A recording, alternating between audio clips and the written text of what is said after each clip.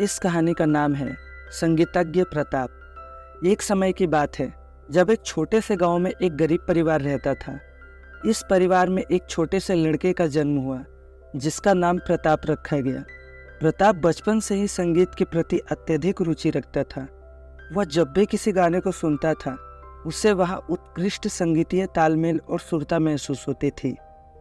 प्रताप के पिता जो एक मजदूर थे, उनके पास इतना समय और संसाधन नहीं था कि वे उनकी संगीतीय प्रवृत्ति का समर्थन कर सकें, लेकिन प्रताप की इच्छाओं को देखते हुए उन्होंने उसे संगीत के लिए शिक्षा देने का निर्णय किया।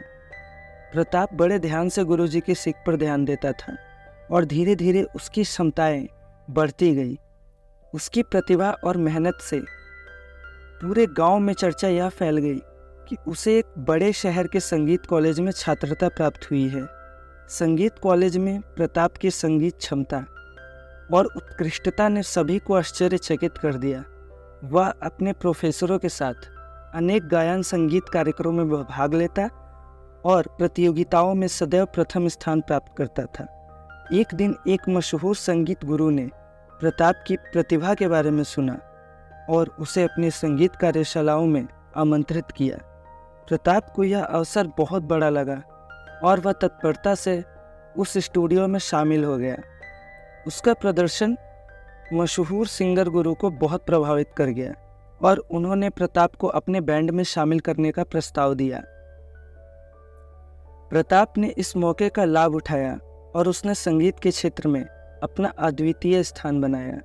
प्रताप अपने संगीतीय कौशल के साथ आदर्श और सम्मान भी जीत गया।